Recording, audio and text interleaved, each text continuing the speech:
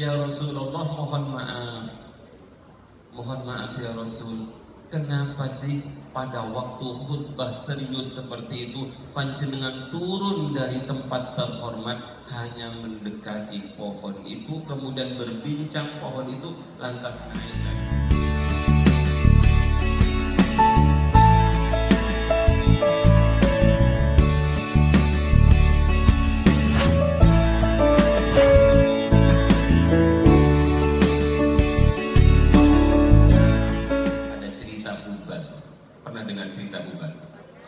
Ketika Rasulullah Sallallahu Alaihi Wasallam kecil, baru lahir, nopo mas namanya yang gendong anak itu apa namanya?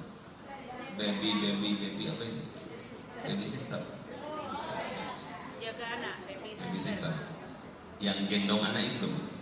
Ketika Rasulullah masih kecil, beliau digendong oleh Halimah As-Sa'diyah. Cerdasnya Halimah As-Sa'diyah ini menggendong Rasul yang masih kecil, belum berpangkat Rasul, tapi seorang yang bernama Ahmad dan Muhammad, dibawa ke dalam Ka'bah. Jadi Ka'bah waktu itu pintunya terbuka, dibawa ke dalam Ka'bah. Apa yang terjadi? Begitu Muhammad kecil, Nabi junjungan kita, kekasih kita yang masih kecil itu dibawa ke dalam Ka'bah, patung-patung yang isinya sekitar 360 patung, hitungan hari dalam satu tahun. Patung-patung yang kecil-kecil yang berada di dalam Ka'bah itu semuanya sujud tersungkur. Ada patung yang paling besar namanya Hubal, dia nggak bisa tersungkur, mungkin karena terlalu berat. Tapi yang dilakukan oleh Hubal itu, begitu Rasul kecil digendong Halimah As-Sa'diyah itu masuk, beliau nunduk, nunduknya nunduk. Aneh, patung yang biasa disembah, begitu Rasulullah hadir nunduk. Kalau patung saja nunduk kepada baginda Rasul, masa kita umat Rasulullah kalau dibacakan Mahalul Qiyam kok malas berdiri? Begitu disampaikan marhaban ya marhaban, masa kita nggak merasa Rasulullah hadir? Terlalu berat kalau Rasulullah disampaikan marhaban ya marhaban, tapi kita tidak merasakan aura kehadiran Rasulullah.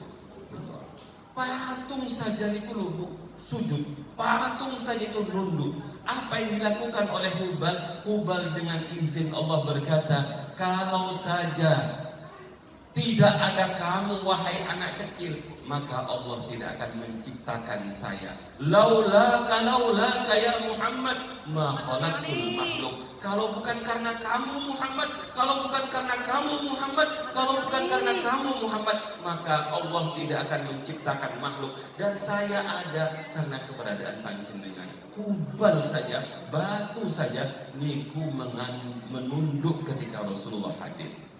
Para rawuh yang sangat kula muliakan, kula tadi tidak sadar. Kadang-kadang sholawatan itu nggak sadar. Sholawatan sedengit-dengit. Tadi saya sebenarnya menunggu jenengan tangannya di atas itu loh, sehingga ibu-ibu mengikuti. Terus bapak-bapak, ibu-ibu, jangan sampai kalah kita dengan Hubal. Begitu Rasulullah seperti itu, Hubal menunduk di hadapan Rasulullah. Halimah As-Sa'diyah yang cerdas itu kemudian menggendong kanjeng Nabi, didekatkan kepada Hajar Aswad. Jadi bapak-bapak, ibu-ibu, kadang-kadang pengasuh itu sangat berpengaruh. Berapa banyak kalau jenengan niati dakwah, mungkin saja tuan jenengan, mungkin saja majikan jenengan, mungkin saja tetangga kanan kiri panjenengan bisa masuk Islam, mendapatkan hidayah. Amin. Begitu Rasulullah dibawa oleh Halimah Sa'diyah, didekatkan ke Hajar Aswad, mau diciumkan ke Hajar Aswad, namanya anak kecil, pipi Rasulullah itu mau didekatkan ke Hajar Aswad.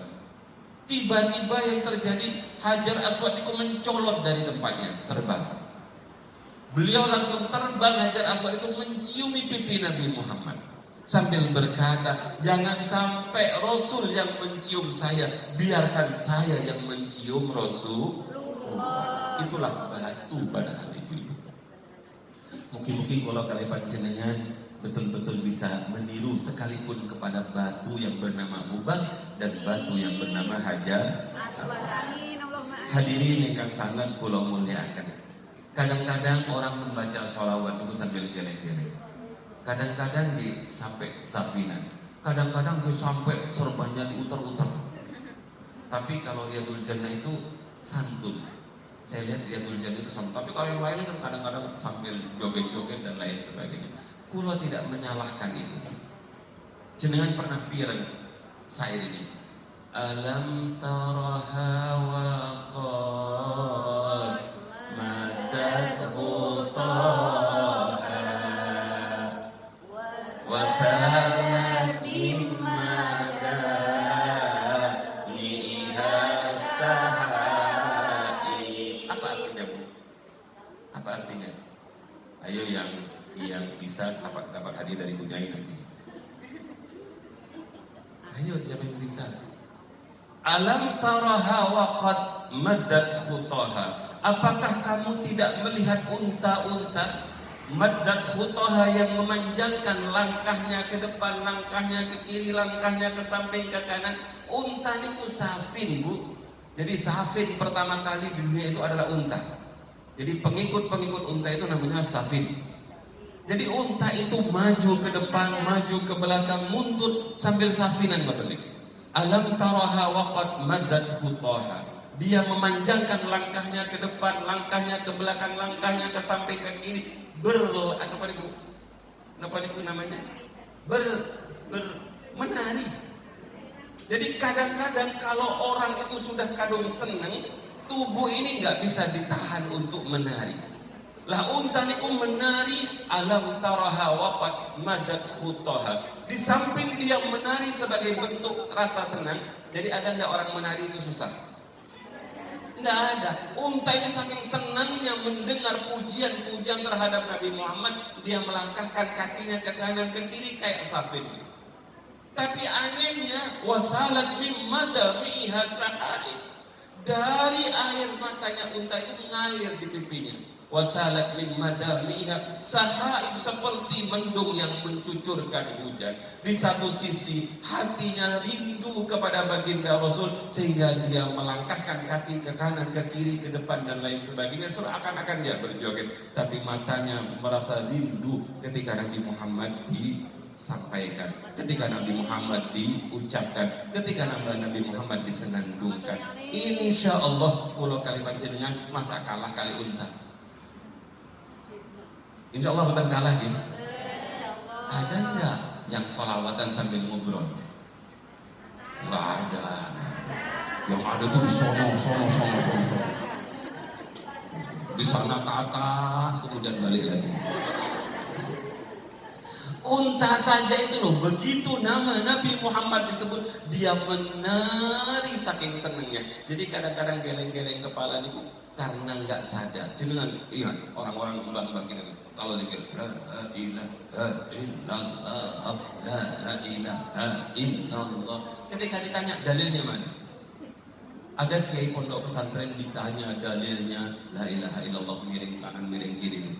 Bahsul Masail NU, saya orang-orang yang sudah baca himpunan. Akhirnya kiai itu nggak bisa, Bahsul Masail itu nggak ketemu jawabannya. Apa sih dalilnya orang dah ahli itu sampai begitu? Kiainya begitu ditanya dia jawab, wah itu nggak ada dalilnya. Kawin kopi hitam panas. Begitu dia minum kopi, jenengan minum teh.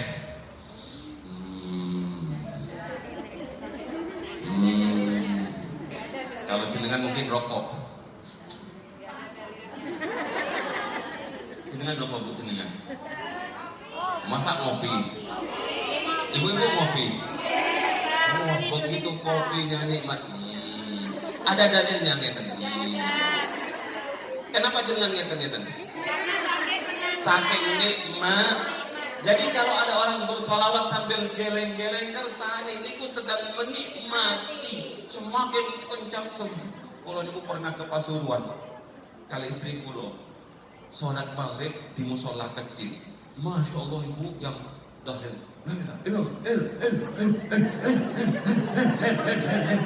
Kulo niku dalam hati, ya Allah Allah hebatnya orang itu. Saking nikmatnya berzikir sampai lah kalau kalimat jenengan saking nikmatnya tasbihnya jatuh terus. Oh gitu. Sarang-sarang alam taraha wa qad madat khutaha wa salat min madamiha sahaibun. Dua ilmu sudah. Yang ketiga, suatu saat Rasulullah niku sedang khutbah Jumat. Begitu Rasulullah khutbah Jumat itu, tiba-tiba seluruh yang mendengarkan khutbah Rasulullah niku mendengar tangisan, rintihan seperti tangisan anak kecil yang ditinggalkan oleh ibunya. Semakin lama semakin keras, semakin keras, semakin keras, semakin keras. Seluruh sahabat yang sedang sholat itu mendengarkan tangisan itu. Di tengah semakin kerasnya, padahal Rasulullah sedang melakukan rukunnya Jumatan, yaitu khutbah. Rasulullah itu turun dari mimbarnya, keluar sedikit kira-kira 7 meter. Ternyata di dekat Rasulullah khutbah itu ada pohon kurma. Begitu ada di sampingnya pohon kurma itu, Rasulullah mengelus pohon kurma itu, dilus. Kemudian berbincang-bincang. Setelah Rasulullah lama berbincang-bincang dengan pohon niku, tiba-tiba sayup, tidak terdengar lagi tangisan. Rasulullah kemudian naik mimbar lagi dan khutbah lagi. Selesai sholat Jumat, para sahabat menyaksikan drama seperti ini bertanya, ya Rasulullah, mohon maaf ya Rasul, kenapa sih pada waktu khutbah serius seperti itu panjenengan turun dari tempat terhormat hanya mendekati pohon itu, kemudian berbincang pohon itu, lantas naik lagi? Apa kata Rasulullah? Pohon itu sedang nangis, dan tangisan tadi itu dari pohon itu ada dalilnya, wa atakal udu yabki wa tadallal baina yadaika wastajarat ya habibi. Ternyata yang nangis itu pohon kurma itu. Kenapa? Karena pohon kurma itu adalah pohon yang selama ini dijadikan tempat Rasulullah khutbah. Begitu suatu saat ada seorang perempuan datang mungkin dari Hong Kong, dia bilang kepada baginda Rasul, ya Rasulullah, jangan-jangan habis ini jenengan datang ke rumah. Amin. Kalau pas pulang, kalau aturi sowan yang punya ningali mija pulau. Lah, perempuan ini tiba-tiba berkata begini di hadapan Rasulullah, ya Rasul, boleh enggak sampean saya buatkan mimbar? Kebetulan anak saya pengrajin kayu ya Rasul. Apa jawab baginda Rasul? Rasul tidak pernah menolak kalau ditawari oleh seseorang. Nggih, boten napa-napa, ditamanaken nggih. Nggih ya Rasul. Pulanglah ibu itu bilang kepada anaknya, "Nah, ada kesempatan.